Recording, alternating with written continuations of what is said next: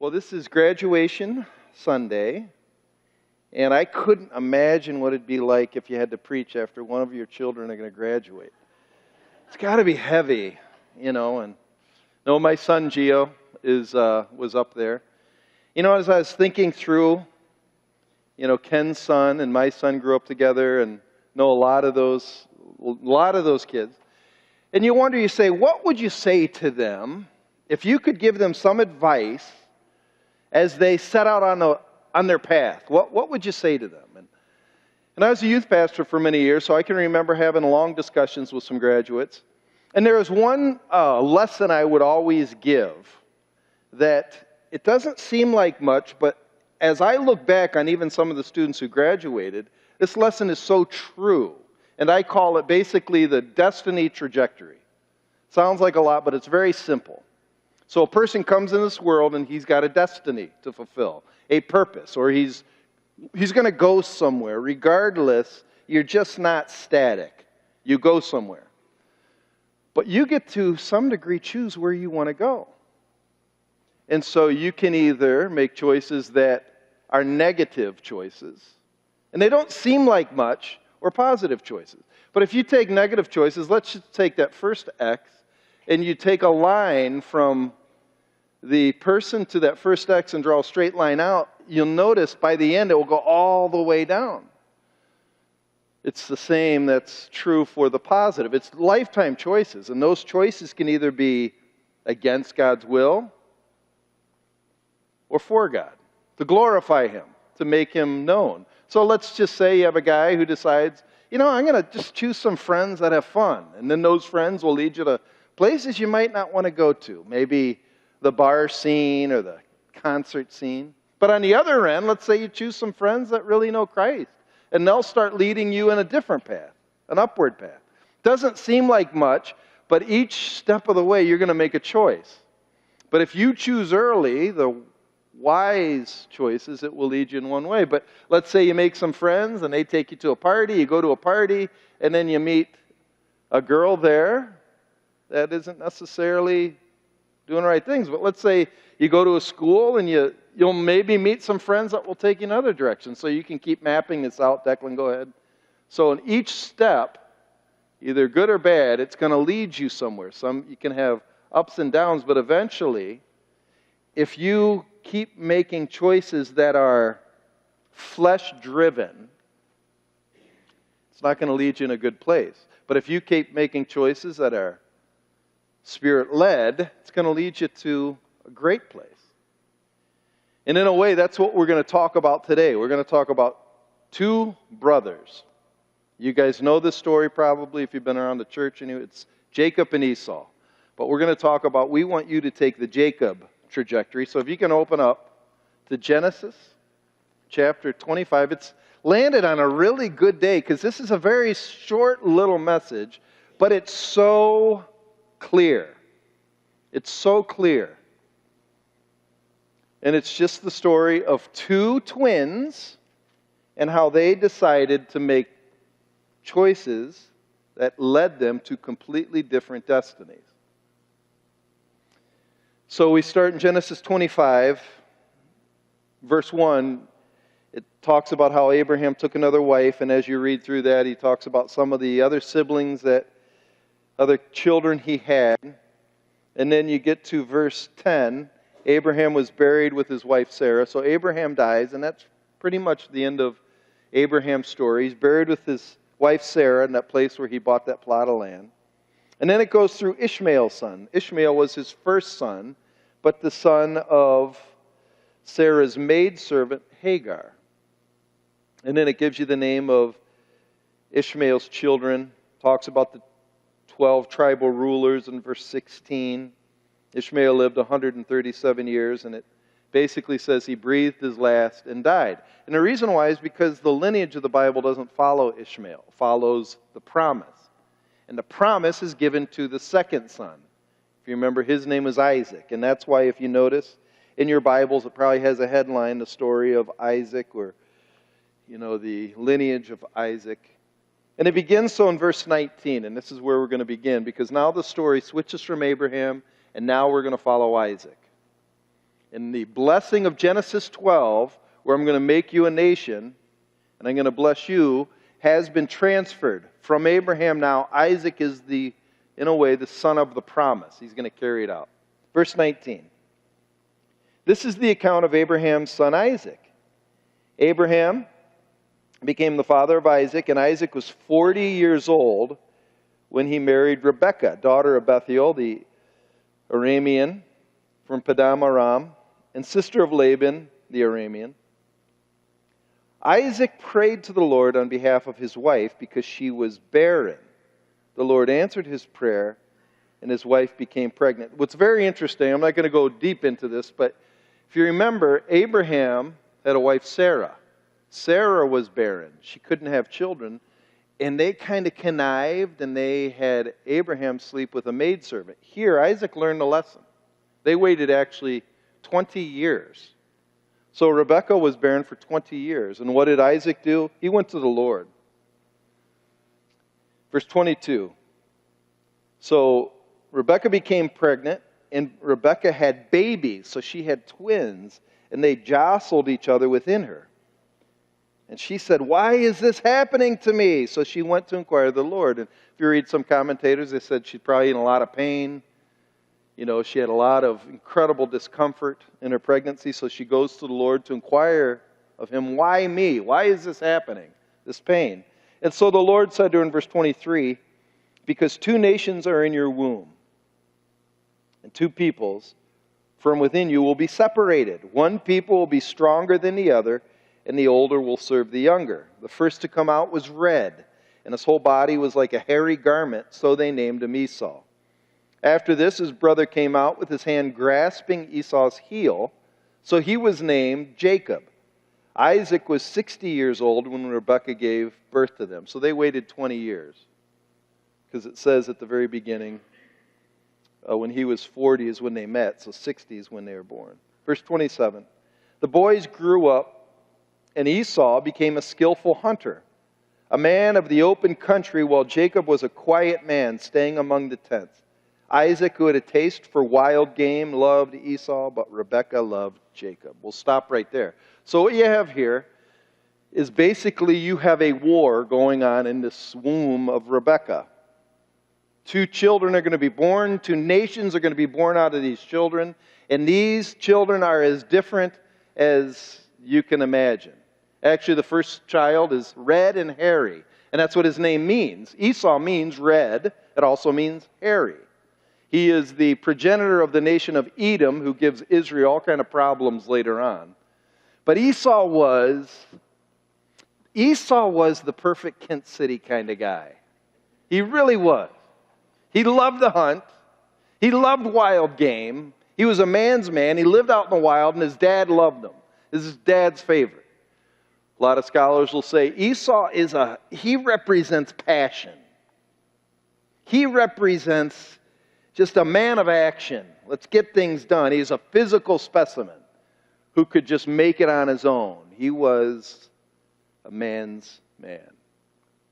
Actually, I was reading a book this week that said we got to be very careful about stereotyping Esau because that's toxic male masculinity, and we don't want toxic masculinity. Well, he was a man's man, and if you're around men in a deer blind, you know that they respect a guy like that, right, TJ? You respect a guy that can snap another man's neck in two. TJ lived for that. Right, TJ? He won't deny it. He won't deny it. And then the other son that was born was named Jacob. Jacob was loved by his mama, and he stayed in the tents with mom. So he probably learned how to cook. He probably learned how to read, and he didn't go out too often with his brother Esau. His name means literally heel grabber, or some Hebrew scholars say it's the idea of a deceiver. He's trying to usurp everybody else to get his own way. But Jacob, you could say, represents a man who does, and we're going to see, have a heart for God. He's got a passion. He wants things of God. And so there's a war going on, and I would like to submit, really, that this war is going on inside of you. There's two of yous. There's the flesh, and then there's the spirit. The flesh wants what it wants. It grabs what it wants. It gets what it wants. It gets mad. But the spirit is more sensitive. Waits a little bit longer. And so these two are at war with each other. It's a very interesting thing. If you read in verse 23, it says the Lord said to her, because she's wondering, what's going on in my womb? And he's saying, what's going on in you is actually, there's deeper things going on in you. Because two nations are in your womb, and two peoples from within you will be separated. One people will be stronger, because one people, these are just two boys. Well, God is giving basically a long-term perspective. These guys are going to be fathers of countries. And Edom is always going to give a hard time to Israel, especially as they go back through the promised land. Edom goes to war with them. But he does give this prophecy. One people will be stronger than the other, and it's going to be the younger one, because the older is going to serve the younger. Now, this, if we just get off the trail for a little bit, this is what I'm going to call a top shelf issue. He is giving a prophecy about the future, about the destiny of a person that God only knows. This is a big discussion on the sovereignty of God. Does God elect the future of people? Did he elect that Esau was going to serve Jacob? Because if you read in Romans 9, he writes this, well, here you can do the quote, the top shelf, the older will serve the younger, but in Romans 9, literally, Jacob I loved, Esau I hated. And there's this confusion. Does God choose? Who's saved? Who gets to go to eternity? How do we know? And we can argue about, to me, this is what Martin Luther calls a top shelf issue. Some issues we just don't understand fully, and to try to understand them fully will just cause all kind of confusion. I'll just tell you what, I talked about this issue in seminary for one whole class. That's all we talked about. The sovereignty, God in control, and the free will of men. But today I want to just stay in the bottom shelf. Your choices for your future are in your hands. And how are you going to make those choices? So let's go to the story. Let's go to the story. And the story starts in verse 29. It's a simple little story. It just begins like this. Once, when Jacob was cooking some stew. Once, you could say it like this, just another day. Just another day. Nothing of significance probably is going to happen on this day. Jacob's just cooking some stew. Maybe his mom told him to make dinner for everybody. And really, nothing big's happening here. Once, when Jacob was cooking some stew. And I would say you really never know what's going to happen on a day. So don't just assume it's just another day. Things and my choices don't matter. They do. Every day matters. So here it goes. Once when Jacob was cooking some stew, Esau came in from the open country, and he's famished. So apparently Esau is out hunting, looking for some deer. It's a bad day. He's going to check the traps. Check the... He put a pile of carrots, some bait out there, and he's going to check that. Waiting up in the tree, nothing all day long. Maybe he went to a different site. Checking the trails, checking, see any signs of hoofs in the dirt. Nothing. He's famished. It's a hot day. He comes back, he's famished. And there's Jacob by the tent cooking, smelling that lentil soup. Lentil soup is just some vegetable soup that has a red broth. I don't know if he had a few pieces of meat in there, but Jacob is cooking, and it's savory, spices, and Esau's famished.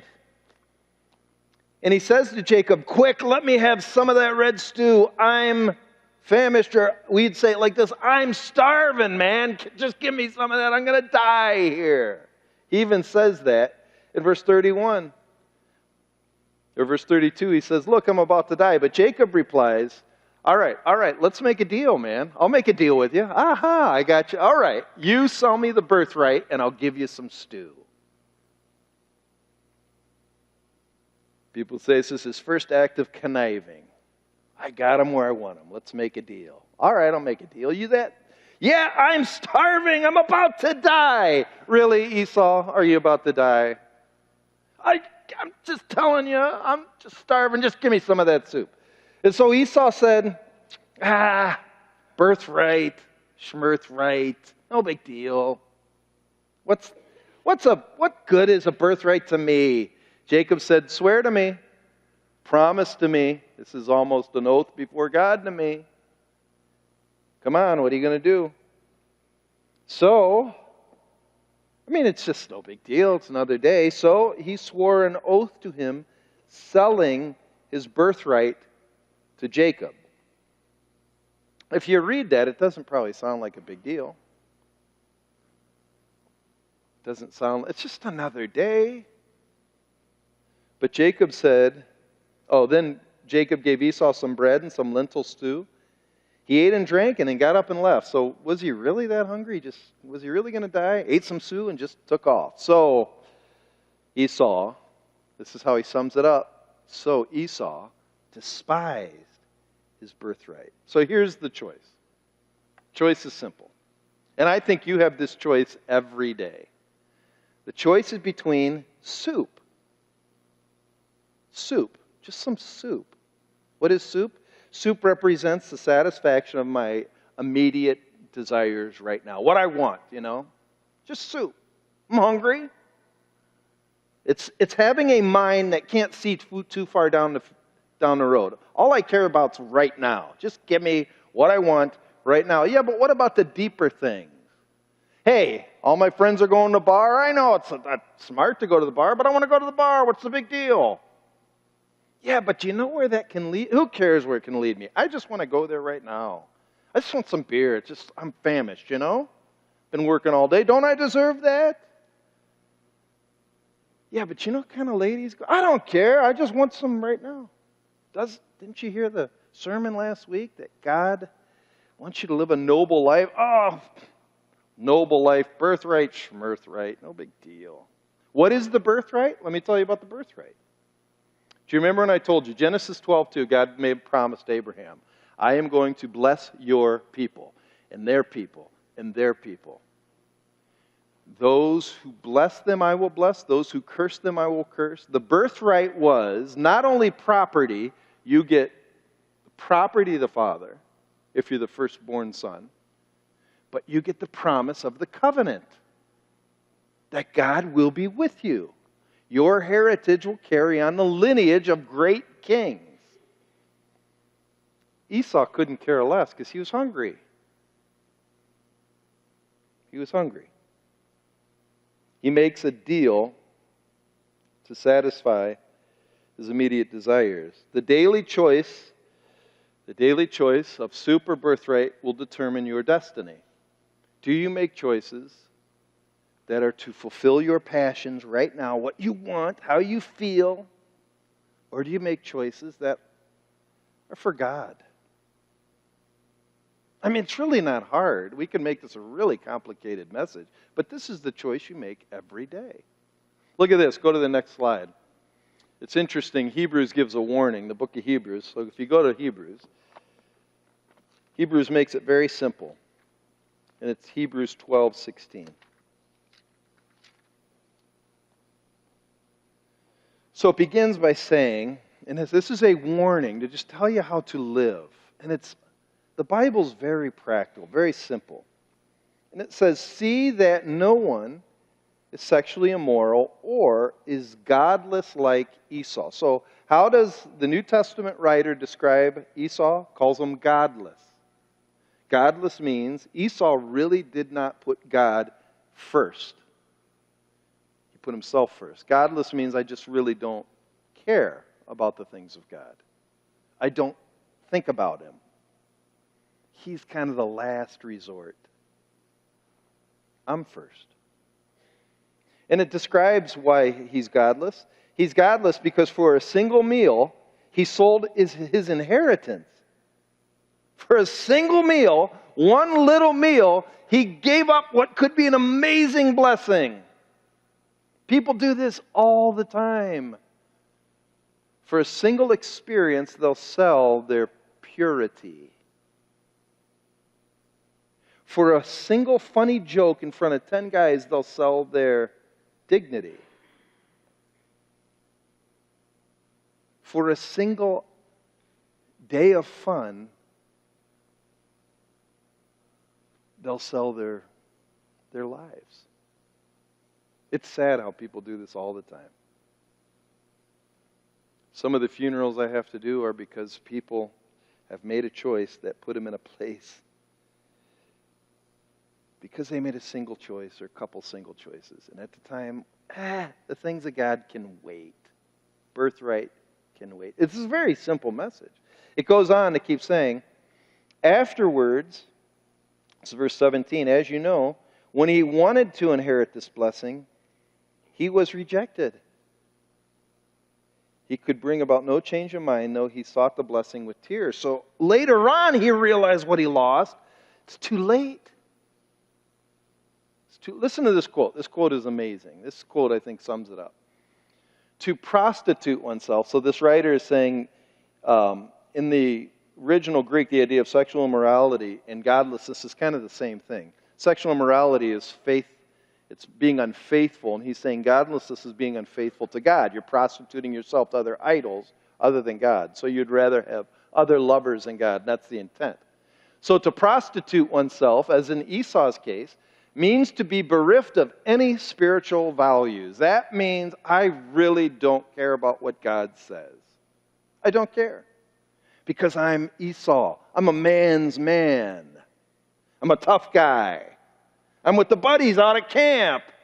Or I'm with the ladies. We go clubbing and we dance. I don't care what God has to say because I'm my own person.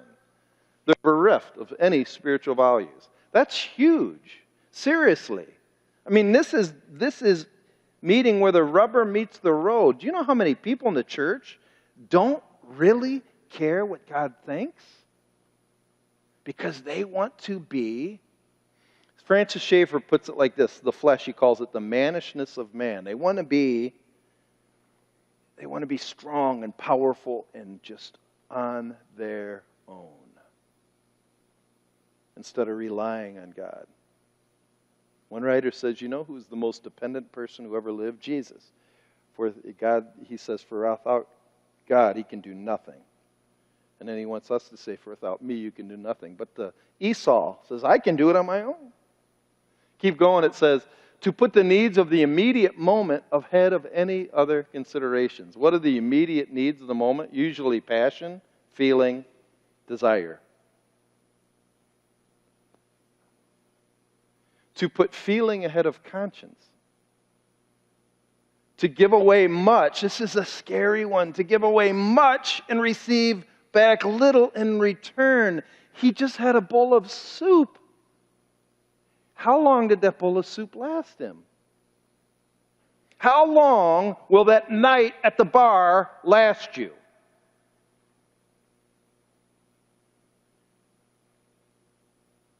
The daily choice that you make determines your destiny. It's incredible. It's so simple, but it's so hard for people to really believe this. Each decision moves your trajectory. And so what Hebrews is saying is don't be an Esau. Be a person of valor and dignity, self-controlled, waiting patiently for the birthright to come true. So you can look at it like this. You can say, what do you want? What say you? What do you want? Do you want to go, you want the crown or do you want shame? Yeah, but do you know how hard it is? Yes, I'm a human being. A lot of people come up to me as a pastor and they'll say, you just don't understand because you're a pastor.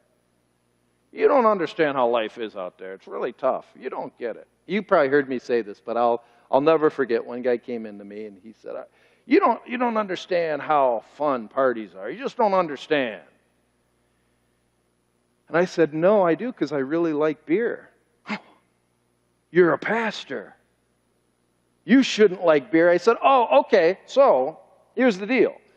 It's wrong for me as a pastor to like beer, but you don't, it's okay for you to, right? He goes, well, you're a pastor. Yeah, but you're a Christian, aren't you? What's the difference?